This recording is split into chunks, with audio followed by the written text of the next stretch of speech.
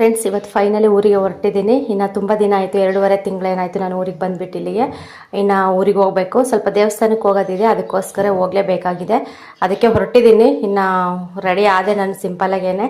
ಹೋಗೋದಕ್ಕೆ ಮನಸ್ಸಿಲ್ಲ, ನಿಜ ಹೇಳ್ಬೇಕಂದ್ರೆ ಸೋಮವಾರ ಹೋಗೋಣ, ಮಂಗಳವಾರ ಹೋಗೋಣ ಅಂತ ಸುಮ್ಮನೆ ದಿನಗಳೇ ಕಳೆದ್ಬಿಟ್ಟೆ ಈ ವಾರ ಫುಲ್ಲು. ಆದರೂ ಫೈನಲಿ ಹೋಗಲೇಬೇಕು. ಇನ್ನು ಹೋಗ್ಬಿಟ್ಟು ಅಲ್ಲೆಲ್ಲ ಮನೆಯೆಲ್ಲ ಕ್ಲೀನ್ ಮಾಡಬೇಕು. ಇನ್ನು ದೇವಸ್ಥಾನಕ್ಕೆ ಕೂಡ ಹೋಗ್ಬೇಕಂತ ಹೇಳ್ಬಿಟ್ಟು ಇನ್ನು ಬಂದ್ವಿ ನಾನು ನಮ್ಮ ಮನೆಯವರು. ಇನ್ನು ದಿಂಡವಾರಕ್ಕೆ ಬಂದು ದಿಂಡವಾರದಲ್ಲಿ ಆಟೋಗಳು ಸಿಗ್ತವೆ ಅಂತ ಹೇಳ್ಬಿಟ್ಟು ಇನ್ನು ಫೈನಲಿ ಆಟೋ ಸಿಕ್ತು. ಆಟೋದಿಂದ ಮತ್ತೆ ಹಿರಿಯೂರಿಗೆ ಬಂದೆ. ಇನ್ನು ಹಿರಿಯೂರಿಂದ ಚಳ್ಳಕೆರೆಗೆ ಗೌರ್ಮೆಂಟ್ ಬಸ್ ಸಿಕ್ತು. ಇನ್ನು ಗೌರ್ಮೆಂಟ್ ಬಸ್ಸಲ್ಲಿ ಹತ್ಕೊಂಡು ನಾನು ಗುಂಡ ಇನ್ನು ಚಳ್ಳಕೆರೆ ಕಡೆ ಹೊರಡ್ತಾ ಇದ್ದೀವಿ.